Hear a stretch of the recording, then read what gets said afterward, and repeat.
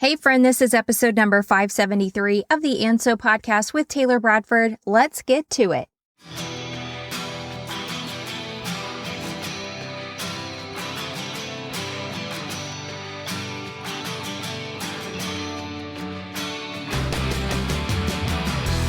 Boss Girl Creative presents And So with Taylor Bradford, business and life musings from a successful serial entrepreneur. Each week, you will hear Taylor spill the tea on all things business, life, relationships, health, and everything in between. But don't worry, each week also includes a business nugget that will help you stay on course. And now a throwback to 3-year-old Taylor who inspired all of this. And so.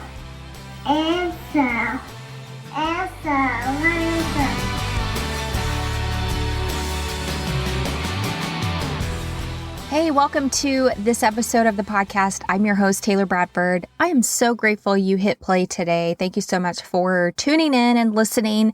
I'm actually going to be talking about user-generated content from the influencer/creator side, and then also from the brand side, meaning you as either the service provider or the product provider, etc. So I want to talk about it from you as the business owner side as well.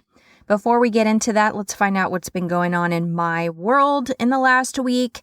In my garden, I have so much weeding to do. It is insane how much weeding to do. I'm going to have to bring in the weed whacker and help control some of it. And then maybe I can make it a little bit more manageable. But oh my gosh, so much rain means so many weeds. In the book department, I finished Killer Getaway, Lexi Sarconi book series by G.K. Parks. It's book number 4, 5 stars.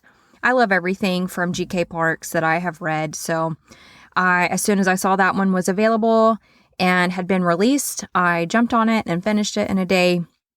So good. The house. We started sheetrock yesterday, which is so exciting. They were prepping to start spray foam. So spray foam is actually first, but they had to get some sheetrock up between the house side and the shop side. So they had something to put the spray foam on from the house side to the shop side. So that happened yesterday, late afternoon into the evening. And that is really exciting because hopefully the next steps move way faster than the first steps. Okay, now let's jump into the first segment of the podcast, which is all about the unhinged comments that I have received. Unhinged comments from people on the internet.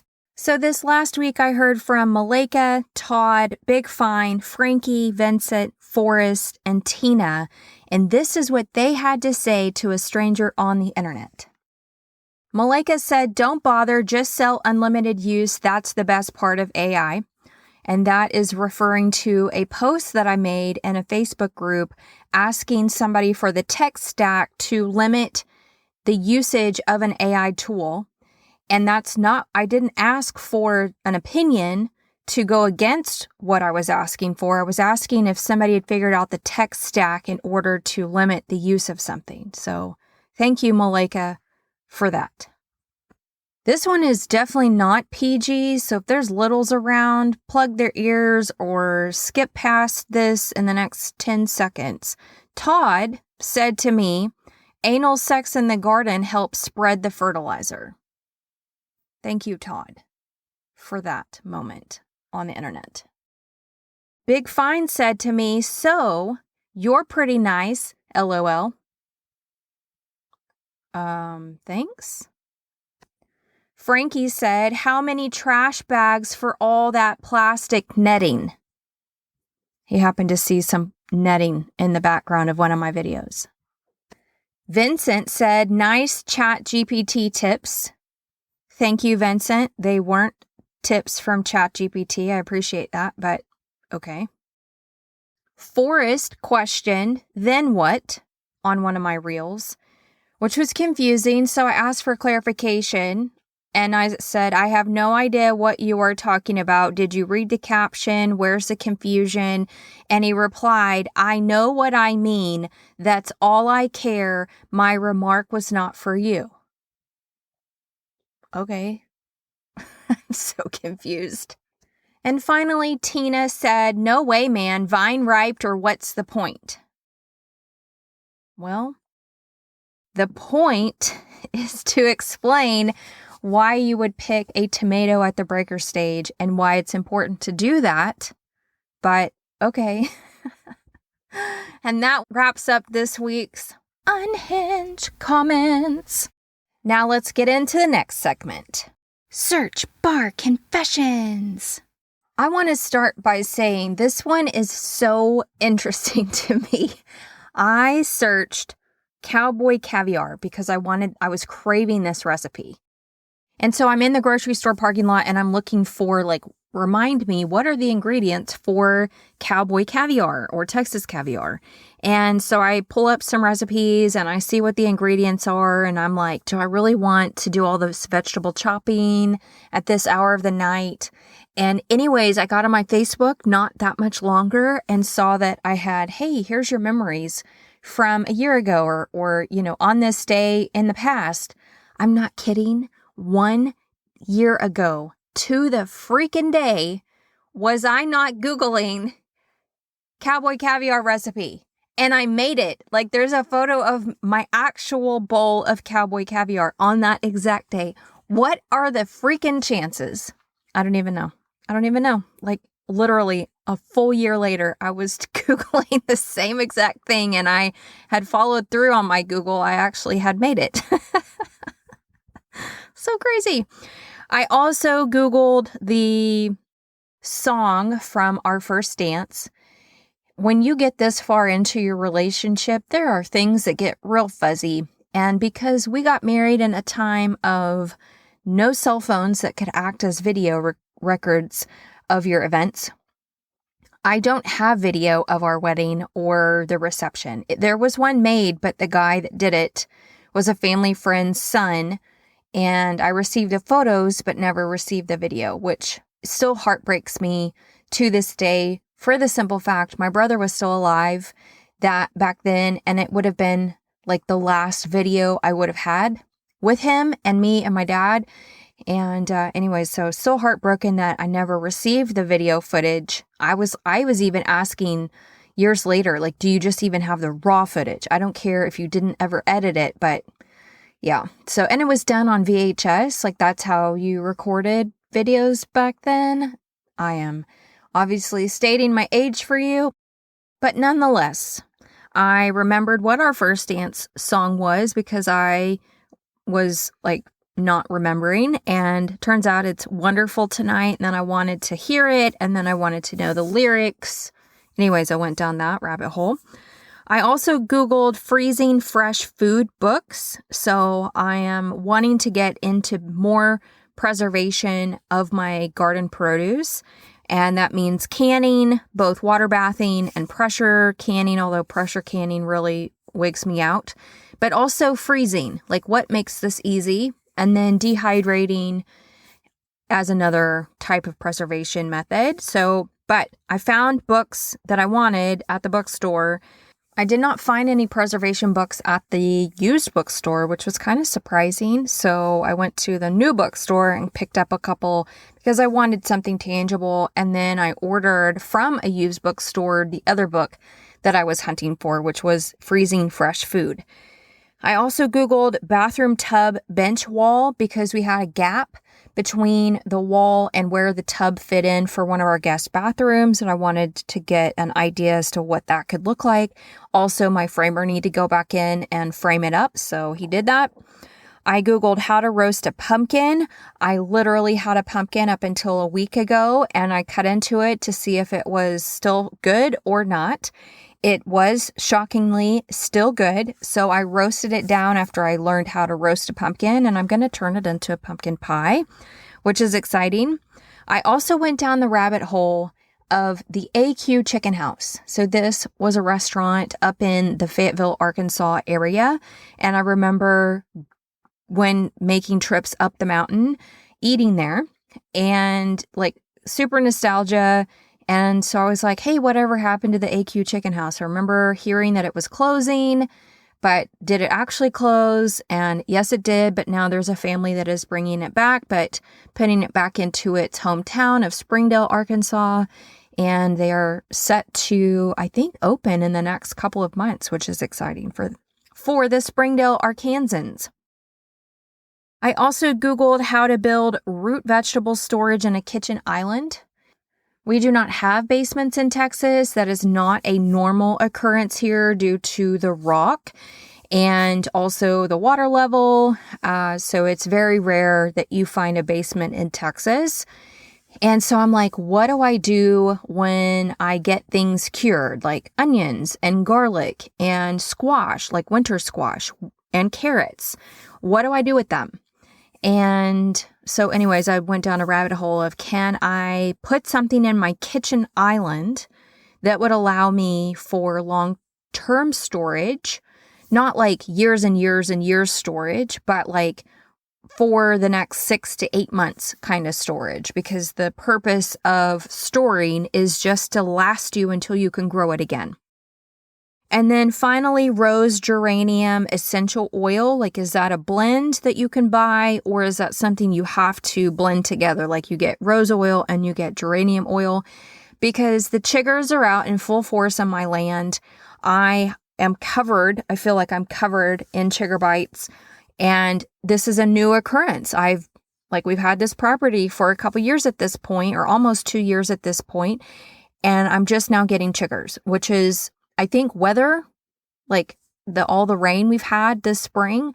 I think it's weather induced, and I'm not like walking through weedy areas, like we keep our property mowed, but I am getting eaten alive by chiggers. It is mind boggling. So I'm like, is there something I can spray on my body that will help prevent them? And it turns out rose geranium essential oil is that thing. So I need that because I look like I have chicken pox. It's crazy. All right, that wraps up this week's Search Bar Confessions.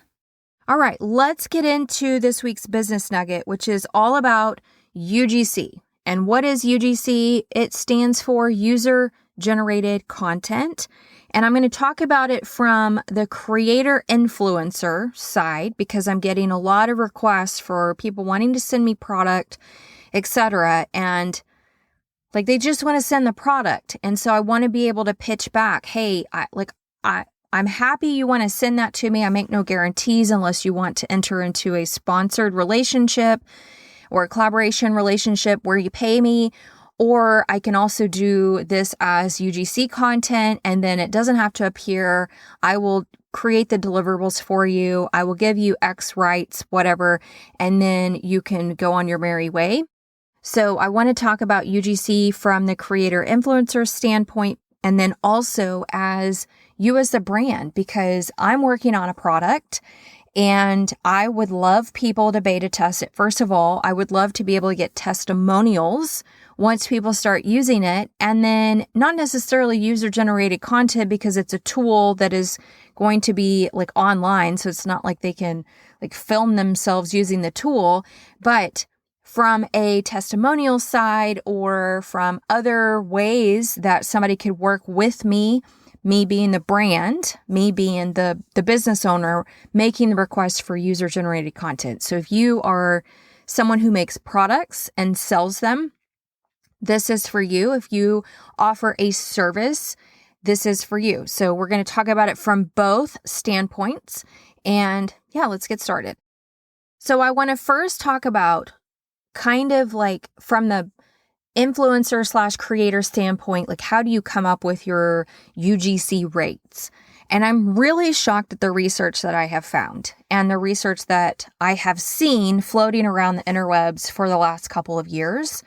And I say that I'm shocked just from the standpoint of, I am a rental company. I actively work with TV, film production. I also do live events. I know how much it is to hire a photographer. I know how much it is to hire a videographer.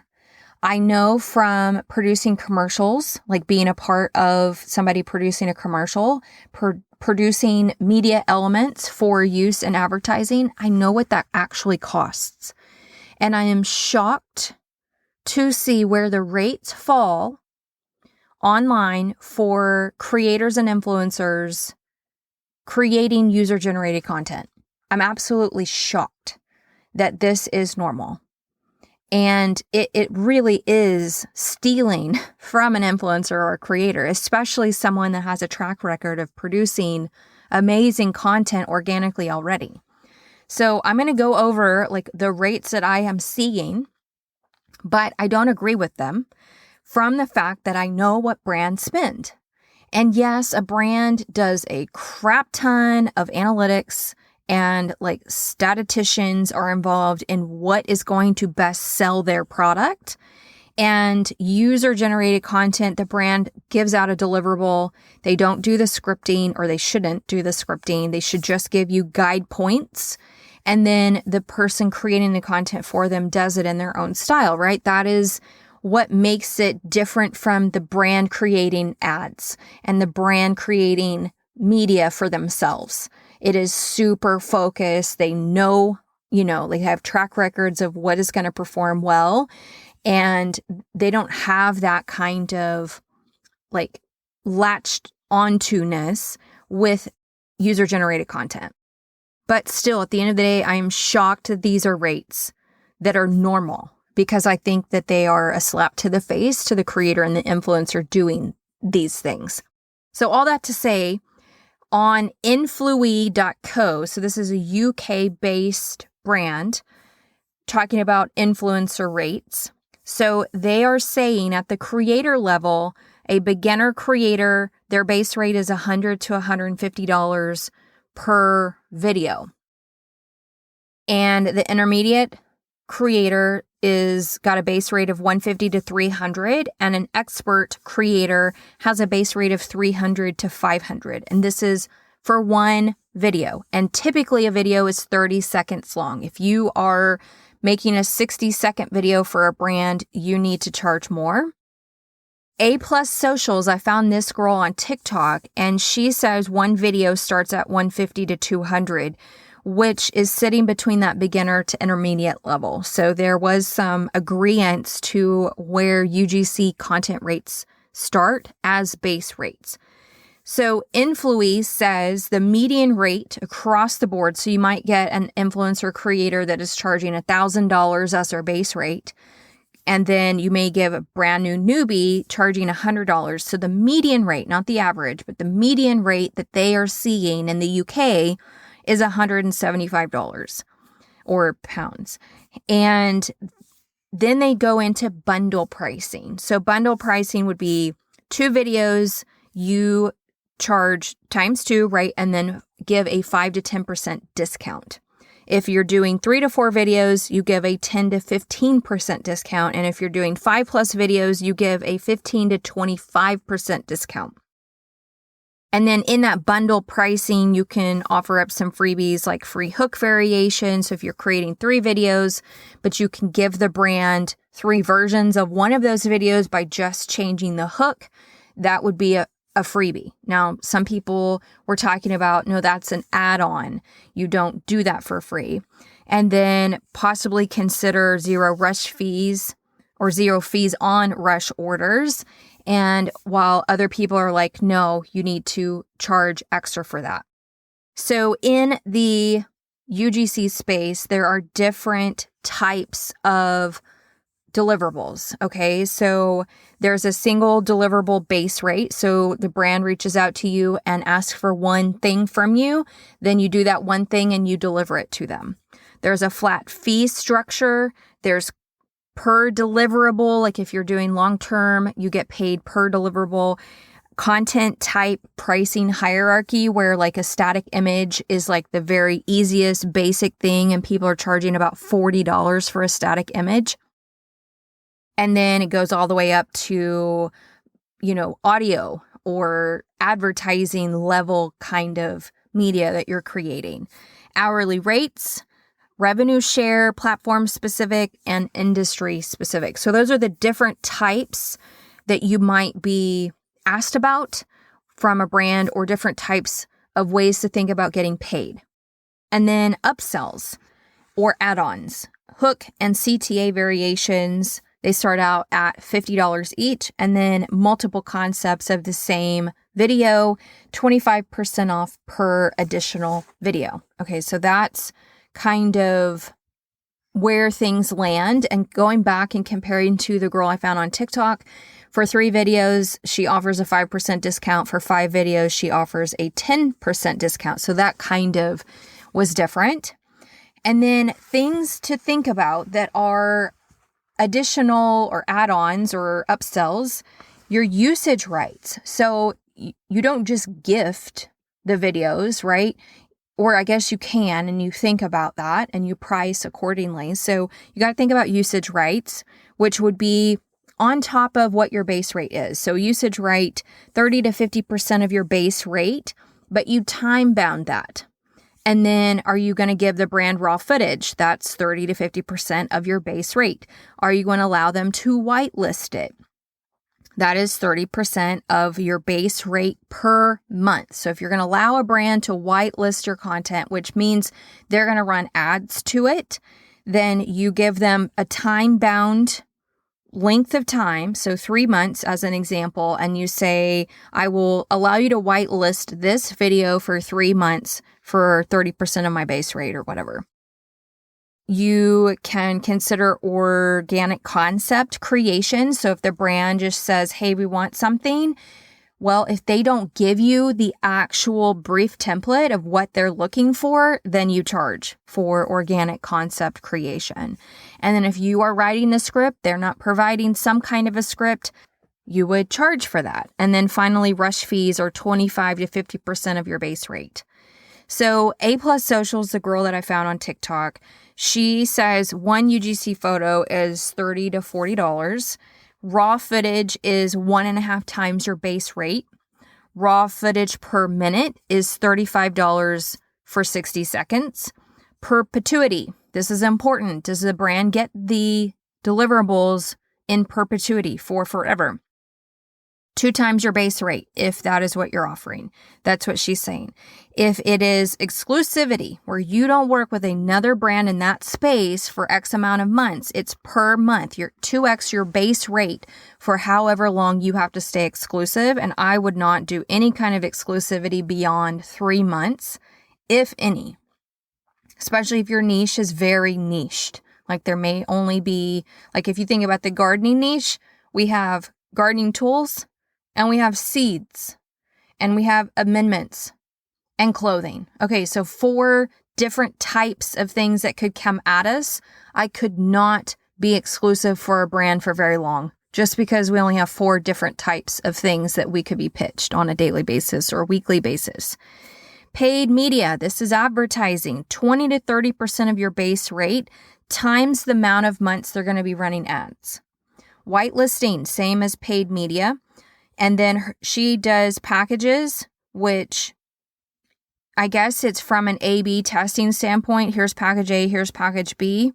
And I'm going to put a couple packages together. And if you want both of them, then here's how much extra to take both of them.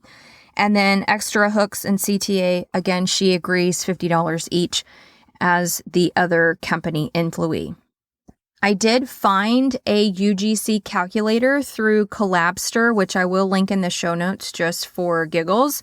But again, I'm still like shocked how low these rates actually are. So for the influencer creator, I want you to think about UGC content. And if you're going to accept UGC content or create UGC content, I want you to think about it in this way. It's an opportunity to monetize your creativity without needing to rely on your actual audience size. It's why small creators are really getting into the UGC space, because they don't have to depend on their own audience. You do have to understand how to make content that feels native, is trustworthy, is useful, and is aligned with what the brand is trying to communicate with their product or their service. So you would need to get clear on what you're actually selling by you creating the content for the brand. Are you selling your face? Are you selling your voice? Are you selling your storytelling, editing style, your audience, your likeness, your content usage rights? Are you selling your ability to make something feel less like an ad and more human? Like, this is all very important to understand. What are you actually selling if you're going to be a UGC creator? Because UGC content is not just a quick video. It's legitimately not low value. It's not unlimited use. It's not allowing the brand to run the ad forever. It's not chopping it into 17 different versions and getting away with using it over and over and over. It's not putting it on their website and using it in their email marketing and asking for free revisions. Like, there is so much that goes into user-generated content that I think most creators completely do not think about. Okay, so let's switch gears a little bit and talk about from the brand side. Asking for UGC requires extreme thoughtfulness from you as the business or the brand. You cannot say, can you make me something authentic? Authentic has no weight by itself. Authentic is actually an outcome of clarity and trust and giving the creator enough direction to understand the goal without scripting it verbatim. So what do creators need to protect and clarify? And what do brands need to understand before making the request? Because UGC, user-generated content, isn't just content. It's clarity, usage, and trust from both sides. When you are the creator, clarity protects your work. And when you are the business owner making the ask, clarity protects your relationship. And when you understand both sides of that coin, you become better at both. So again, putting back on the creator influencer hat and creating user-generated content, what exactly are you going to be creating for the brand? Is it video, photos, stories, a written testimonial, voiceover, a product demonstration, an unboxing video? Are you allowed to post it, or are you just going to be creating the thing for the brand?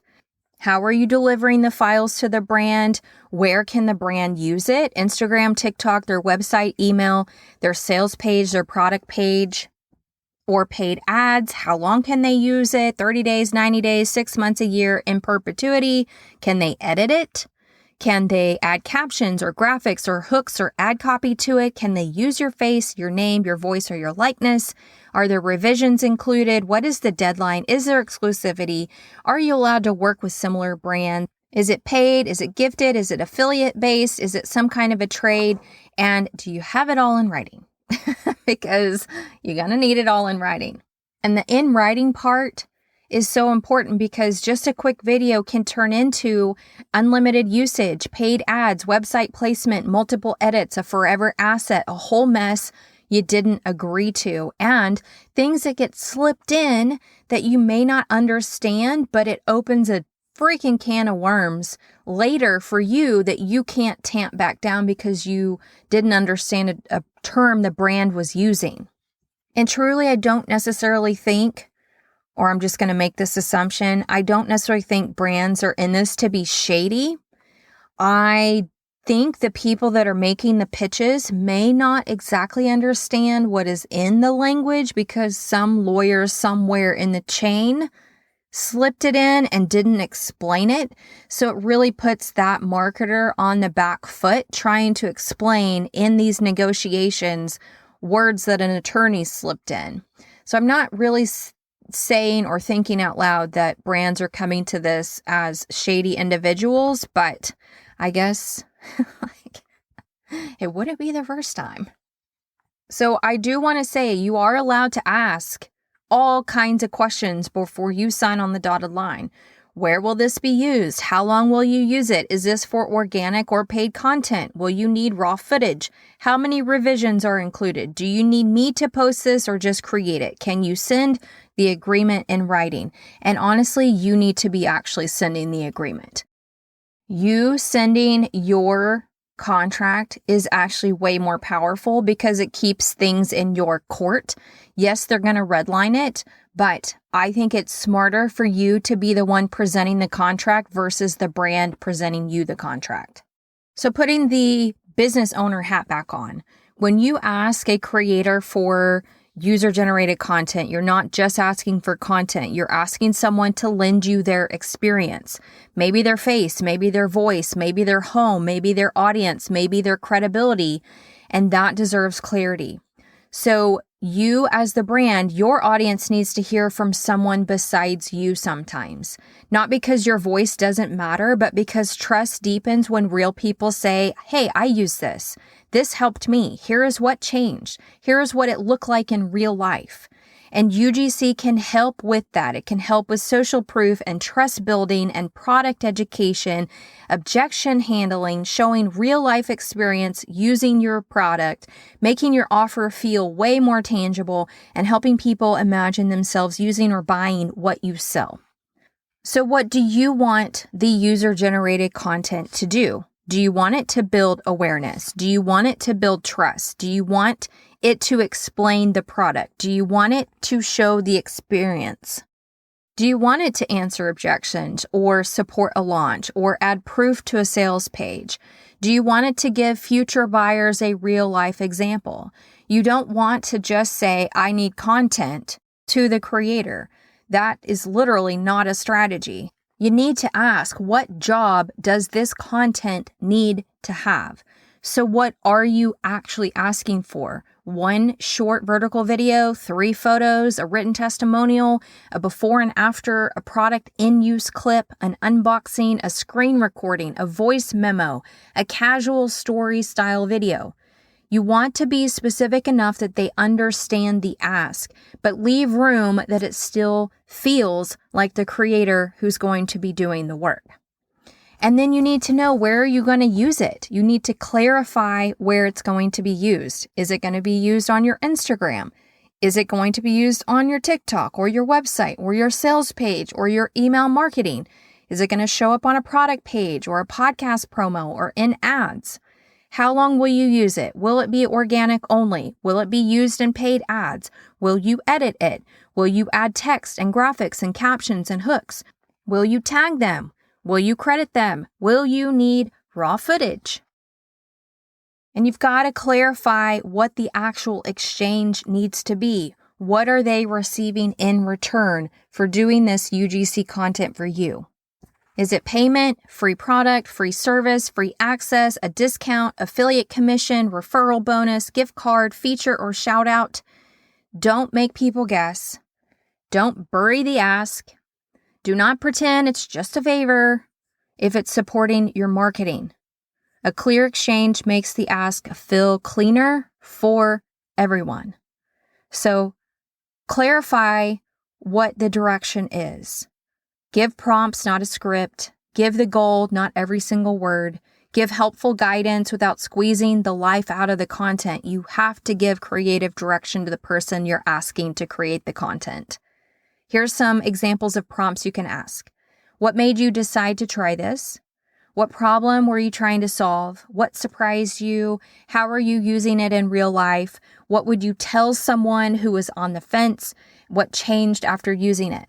The point is to help them tell the truth clearly, not turn them into tiny spokespeople for your brand that you have literally verbatim given them word for word what to say. So if you as the brand start over-directing, it's going to stop feeling like user-generated content. If you under-direct the creator, they may feel lost. The sweet spot is structure plus breathing room. So you want the content that is going to support your business, but still sounds like the human that actually made it. So here is a sample ask for a small business owner reaching out to a creator or an influencer for user-generated content. Hey, so-and-so, I am collecting a few short videos from real customers showing how they use XYZ in everyday life. The goal is to help future customers see what this actually looks like outside of my own marketing. I'd love one 30 to 60 second vertical video answering 1 or 2 of these prompts.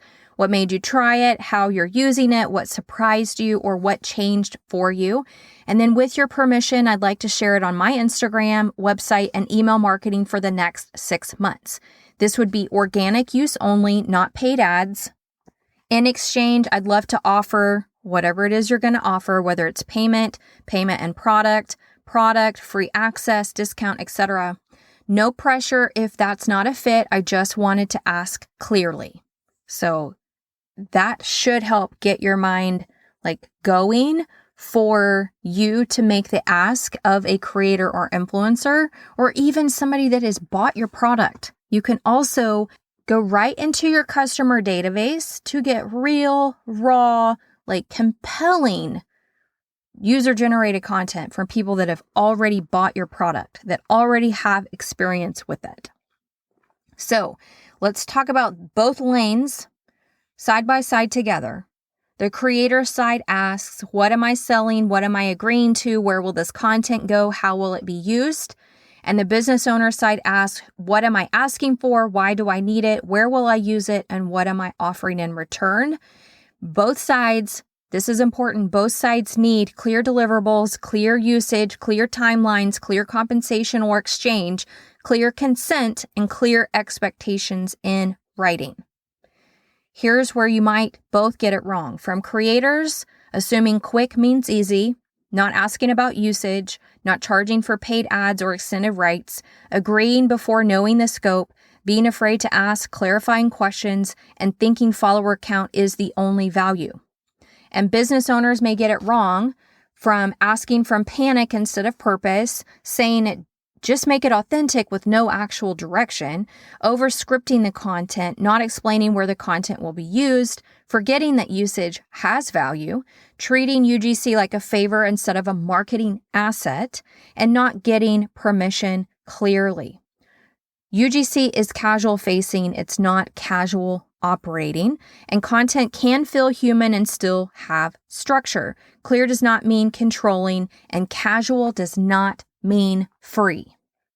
Quick does not mean low value. A vague ask creates a vague result. And if you want the content to do a job, you need to know what the job is. If you are using someone's story to sell your thing, handle that story with care. Clarity protects the creator, the business owner, and the relationship.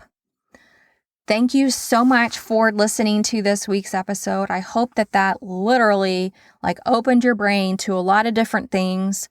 If you want to chat, DM me over at Boss Girl Creative or in my inbox, taylor@bossgirlcreative.com. Would love to chat with you about UGC if that is something you have questions about from either the creator influencer side or as you being the brand making these asks. Until next time, I hope you have a great rest of your week.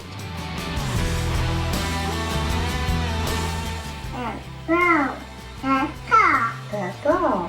And like my 3-year-old self said, that is all for this week. Friendly reminder to rate and review my show wherever you are listening. And last but not least, I'd love to hear from you.